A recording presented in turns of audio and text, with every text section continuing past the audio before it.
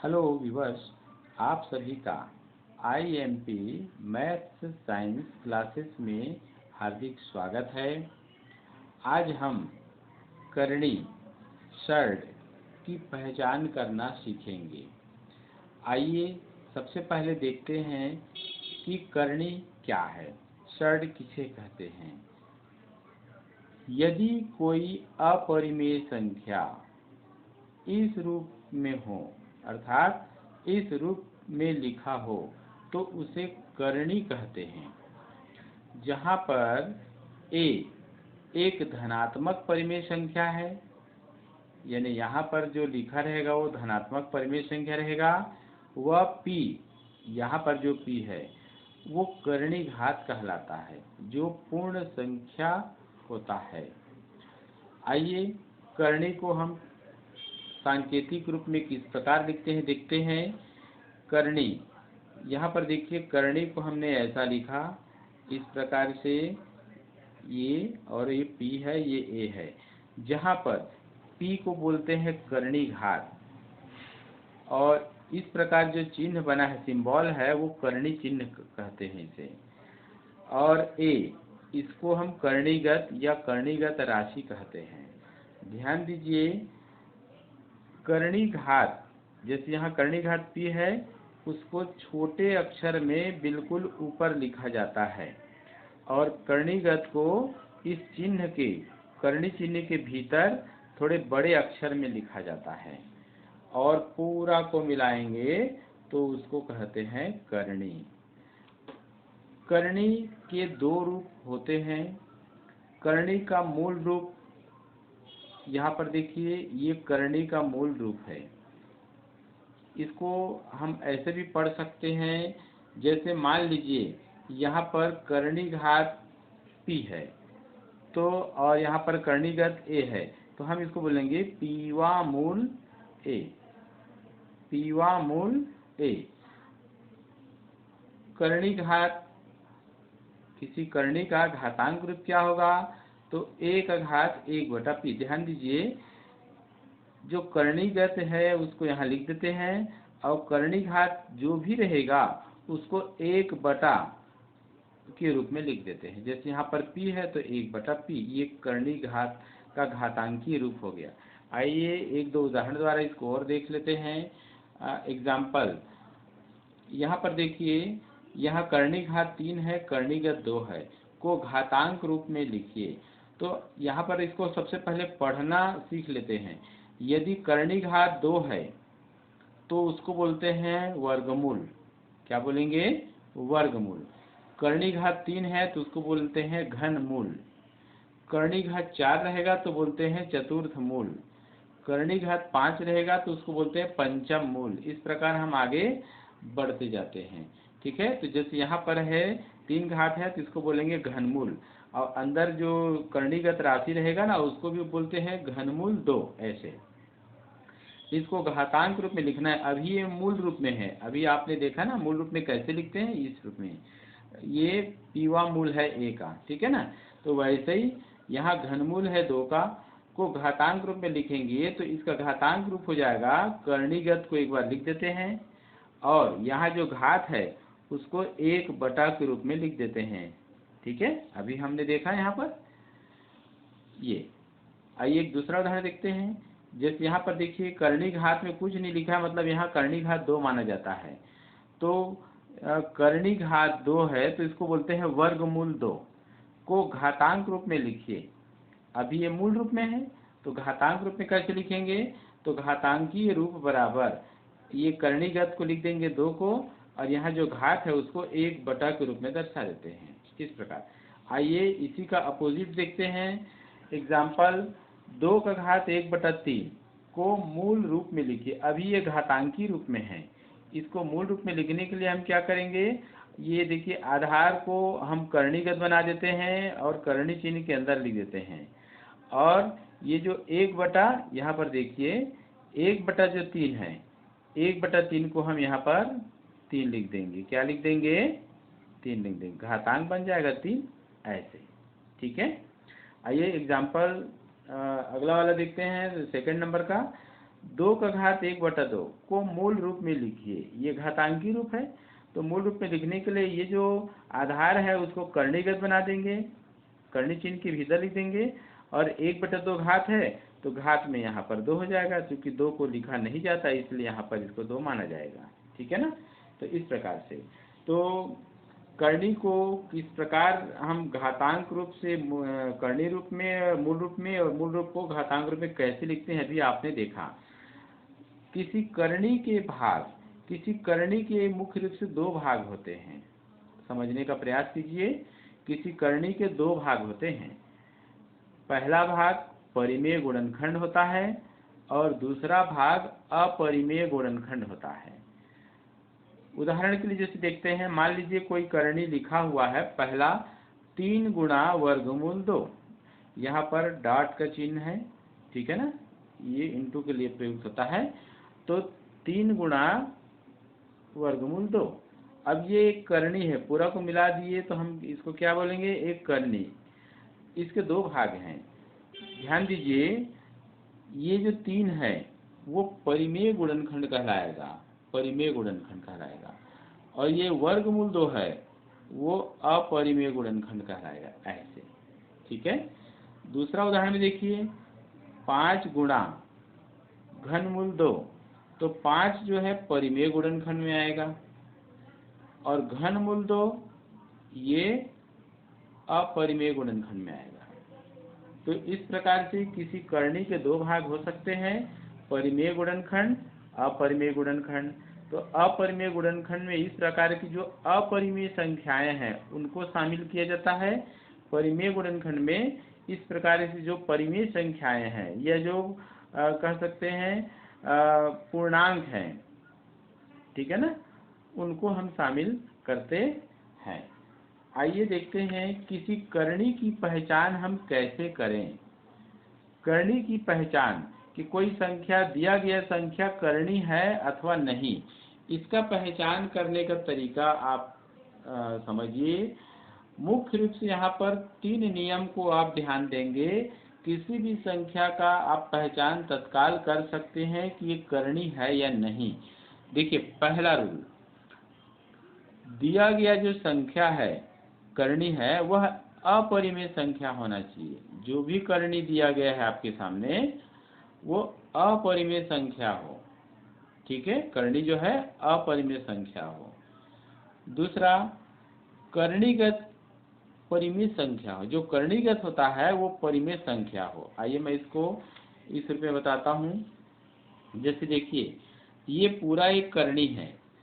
अगर हमको पूछा जाए कि इस प्रकार का कोई प्रश्न दिया है, ये करणी है या नहीं पहचान करना है, तो ये पूरा करणी है, तो ये जो है पूरा अपरिमेय संख्या होना चाहिए, नंबर 1।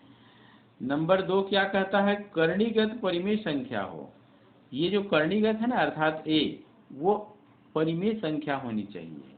ठीक है। तो इन दोनों बातों का विशेष आप लोग ध्यान रखेंगे।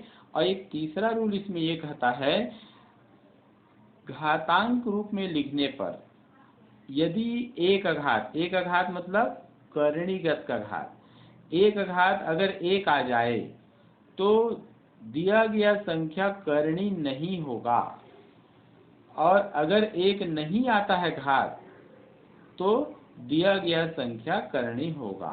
कि देखिए, घातांक रूप में लिखने पर 1 आघात 1 हो जाए तो करणी होगा, अन्यथा करणी मतलब करणी नहीं होगा, अन्यथा करणी होगा। ठीक है। आइए एक बार फिर से याद कर लेते हैं कि जैसे यहाँ पर उल्लेख हुआ है कि अपरिमेय संख्या और परिमेय संख्या, तो एक बार आप फिर याद इसमें दिला देते हैं आपको कि परिमेय संख्याएं क्या है, रेशनल नंबर्स। वे संख्याएं जो p/q के रूप में हो, जहां पर q का मान 0 नहीं होगा, ठीक है, तथा p व q कोई भी पूर्णांक हो सकता है। और जितने भी पूर्णांक है, धनात्मक पूर्णांक, ऋणात्मक पूर्णांक या 0, उन सभी को मिला देंगे तो उन सबको कहते हैं परिमेय संख्याएं, रेशनल नंबर्स। ठीक है। एक दूसरा इसमें आता है अपरिमेय संख्याएं, इरेशनल नंबर्स। वे संख्याएं जिसे p/q के रूप में न लिखा जा सके, तथा जो इस रूप में हो वर्गमूल 2, वर्गमूल 3, घनमूल 2, चतुर्थमूल 3, घनमूल 5, वर्गमूल 5, वर्गमूल 7, इस प्रकार से इन सभी संख्याओं को अपरिमेय संख्या कहते हैं। तो इस प्रकार आपको करनी की पहचान करना, ये दोनों तीनों नियम को आप याद रखिए। आगे हम कुछ एग्जाम्पल लेते हैं जिसमें करनी की पहचान करना सीखेंगे। ठीक है, आइए क्वेश्चन नंबर 1, घनमूल 8 क्या करनी है? हमें यह पता लगाना है कि ये जो संख्या दिया गया है वो एक करनी है या नहीं। तो आइए इसको हमको सरल रूप में लिख लेना चाहिए। लिख लेते हैं। तो घनमूल 8 हम इसको कैसे लिख सकते हैं? देखिए आप, मैं इसके दो तरीके बताऊंगा। 8 का अभाज्य गुणनखंड कीजिए जो आप जानते हैं, ऐसे 2 गुणित 2 गुणित 2। यहाँ पर घात कितना है? 3 घात है। ठीक है, तो यहाँ 3 अभाज्य गुणनखंड जो है, 3 समान अभाज्य गुणनखंड के एक समूह बन गया। 3 घात है तो 3 का समूह बनाएंगे। ठीक है, अब ये समूह के बदले एक बार लिख देंगे 2 को। ठीक, ये चिन्ह हट जाएगा। या इसका दूसरा तरीका है, देखिए ये मूल रूप है, इसको घातांकी रूप में बदलिए। तो करणी घात 3 है, ये देखिए मैं इसको घातांक रूप में बदलने का प्रयास कर रहा हूँ, ध्यान देंगे। ठीक है ना, ऐसे। तो 8 को लिखेंगे 2 का घात 3। ठीक, अब इसके बाद क्या करेंगे? ये 2 का घात 3 है, अब पूरे का घात, ये घातांक 3 है ना, तो उसको 1/3 कर देते हैं, आपको पता है नियम। अब जैसे आप जानते हैं घातांक नियम से 2 का घात 3 है और पूरे का घात 1/3 है, तो घात का आपस में क्या होता है? गुणा हो जाता है। तो ये 3 एकम कट गया, तो आया क्या? 2 का घात 1। ठीक है, यहाँ भी 2 का घात 1 आया। तो देखिए आप तीसरा नियम को ध्यान से देखेंगे ना। तीसरा नियम आपका क्या कहता है? घातांक रूप में लिखने पर एक घात 1 हो जाए, ए मतलब करणीगत, एक घात अगर 1 हो जाए तो दिया गया संख्या करणी नहीं होगा। देखिए यहाँ पर घनमूल 8 क्या करणी है पूछा है, तो इसको हमने सरलतम रूप में लिखा तो करणीगत अर्थात 8। ठीक है ना, इसका घात किस रूप में आ रहा है? 2 का घात 1 रूप में आ रहा है। ठीक है ना, जो भी संख्या है इसका घात 1 आ रहा है, इसका हमने मूल रूप का घातांकी रूप बदला तो 2 का घात 1 आया, मतलब इसका 1 घात 1 रूप का है, इसलिए यह कर्णिनी नहीं है। क्या है यह करणी? यहाँ लिख सकते हैं, अर्थात घनमूल 8 एक करणी नहीं है। आइए हम इसको पहला और दूसरा नियम से भी चेक करके देखते हैं। करणी अपरिमेय संख्या हो, देखिए ये पूरा अपरिमेय संख्या है या नहीं। ठीक है ना, ये तो यहाँ से आपको पता चल ही गया। इसका आपने 3 घात है तो 3 इस हिसाब से आपने समूह बनाया तो करणी चिन्ह हट गया। करणी चिन्ह क्या हो गया? हट गया। अब यहाँ पर 2 जो है एक परिमेय संख्या है। क्या है ये? परिमेय संख्या है। शर्त क्या कहता था कि करणी अपरिमेय संख्या, अर्थात ये पूरा अपरिमेय हो कहता है, लेकिन ये पूरा इसका मान तो कितना आ गया? 2 आया है, जो कि एक परिमेय संख्या है। ठीक, तो पहले शर्त के हिसाब से ये करणी, ये का क्या है? करणी नहीं है। आइए दूसरा भी शर्त देखते हैं।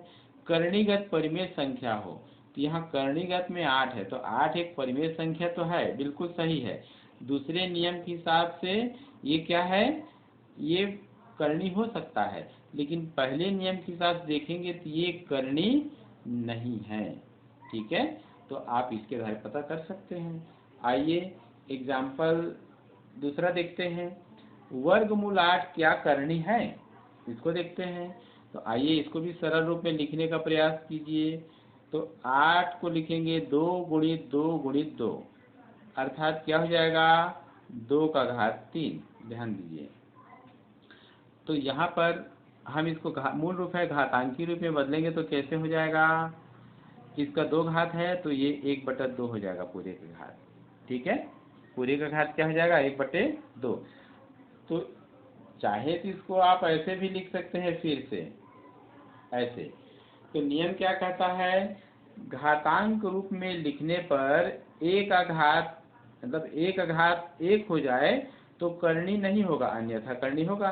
तो देखिए एक की जगह में 8 है तो 8 का घात 1/2 है, एक तो नहीं है, तो इसलिए यह करनी है, अर्थात वर्गमूल 8 एक करनी है,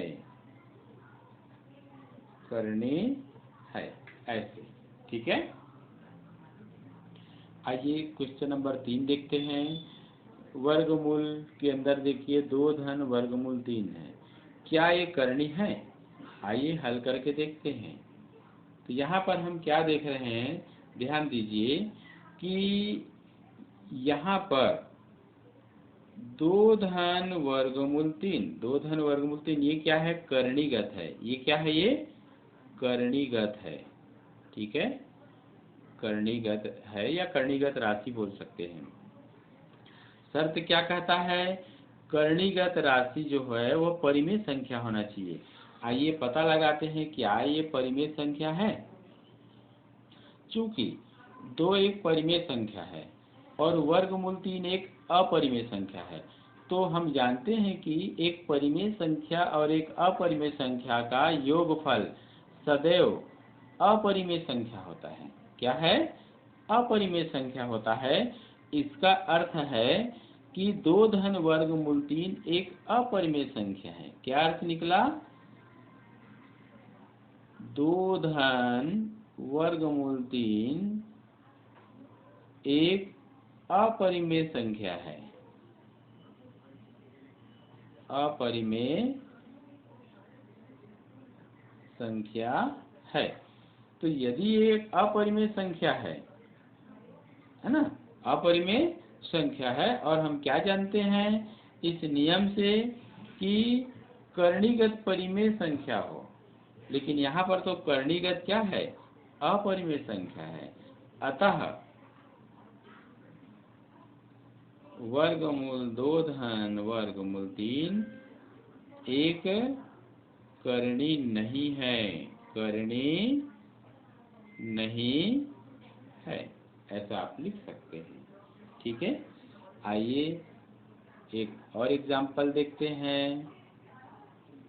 क्वेश्चन नंबर 4, ध्यान दीजिए क्वेश्चन नंबर 4 है यहाँ पर घनमूल, ध्यान देंगे ना, क्या है, घनमूल, फिर है 5 यहाँ पर, फिर ये इस प्रकार से, क्या एक करनी है, क्या एक करनी है?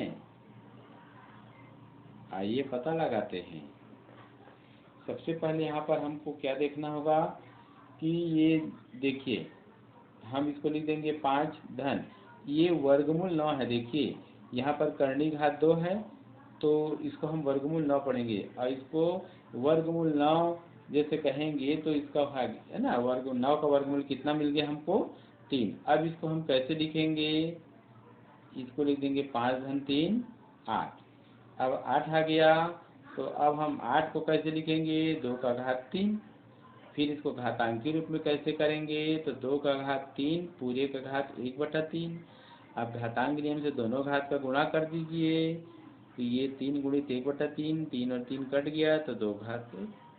ध्यान दीजिए यहाँ 2 का घात क्या मिला, 1। तो यदि घातांक रूप में लिखने पर 1 का घात 1 हो जाए तो करनी नहीं होगा, तो इसका मतलब है कि ये करनी नहीं है। अतः ये करनी नहीं होगा, करनी नहीं होगा, ऐसे।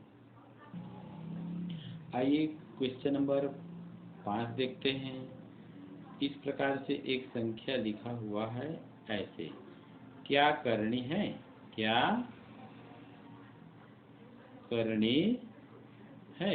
आइए देखते हैं। तो सबसे पहले इसको हम मूल रूप है उसको घातांकी रूप में बदलने का प्रयास करते हैं। ठीक है, तो आइए उसको लिख लेते हैं पहले। ये वर्गमूल 3 है ना, उसको घातांकी रूप में लिखेंगे तो घात 1/2 हो जाएगा। अब ये करनी इसमें फिर से इसको क्या है, घातांकी रूप में लिखेंगे तो 3 का घात 1/2 तो है, और इसके लिए भी क्या हो जाएगा, घात 1/2 हो जाएगा। तो 3 का घात 1/2 गुणित 1/2, आइए गुणा कर देते हैं तो 1 1 का 1 और 2 दूनी 4, ठीक है।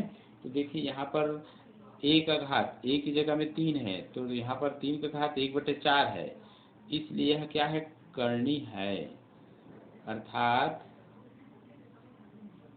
यह करनी है, करनी है। आइए एक और प्रश्न देख लेते हैं, और इसके आधार पे आप निष्कर्ष निकाल सकते हैं कि आप करनी का पहचान कर पाए कि नहीं कर पाए अभी तक। आइए देखते हैं, यहाँ पर है वर्गमूल में 3 है, फिर वर्गमूल में 16 है, क्या करनी है, क्या करनी है। आइए हल करते हैं। सबसे पहले इसको हम लिख देंगे 3 धन वर्गमूल 16 को हम लिख सकते हैं 4, ठीक है ना, 16 का वर्गमूल 4। अब इसको हम लिखेंगे 3 धन 4 7, इस प्रकार हमने इसको क्या लिख दिया, 7। अब ध्यान दीजिए, यहाँ पर करणीगत क्या है, 7। 7 एक परिमेय संख्या है, ठीक है, 7 क्या है, एक परिमेय संख्या। देख लीजिए, करणीगत परिमेय संख्या, यहाँ पर करणीगत 7 एक परिमेय संख्या है, क्या है, और ये पूरा करणी एक अपरिमेय संख्या बोला है। तो आप जानते हैं कि अपरिमेय संख्या में वर्गमूल 7 भी है, ठीक है ना। तो इसका मतलब है इसको हम करणी मान सकते हैं, अतः यह एक करणी है, एक करणी है, ऐसे, ठीक है। आइए एक और क्वेश्चन देखते हैं, क्वेश्चन नंबर 7। यहाँ पर है वर्गमूल 90, क्या करनी है, क्या करनी है। आइए 90 का पहले अभाज्य गुणनखंड ज्ञात कर लेते हैं, तो 2 गुणित 3 गुणित 3 गुणित 5।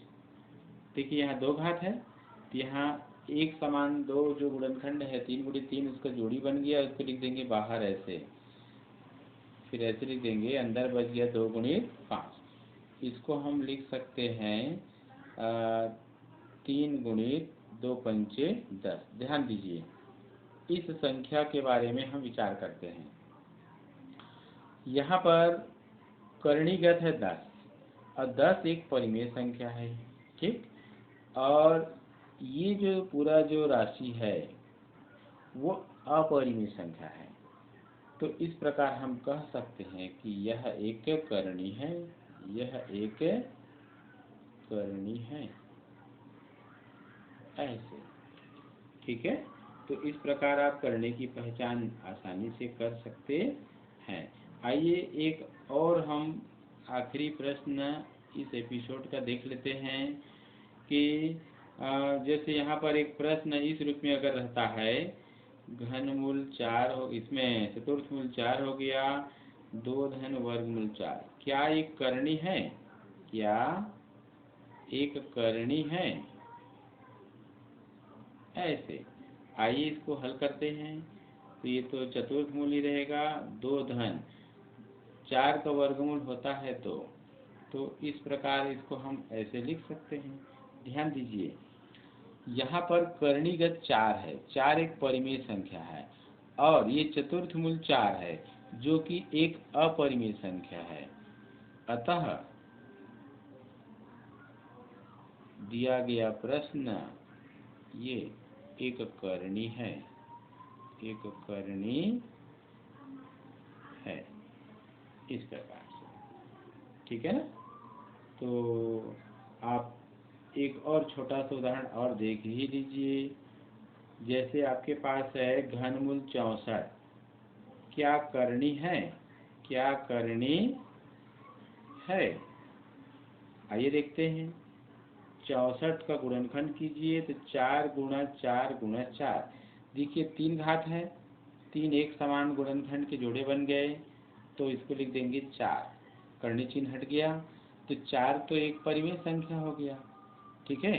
तो 4 अर्थात ये पूरा का मान क्या है, एक परिमेय संख्या है, अतः यह एक करणी नहीं है। अतः घनमूल 64 एक करणी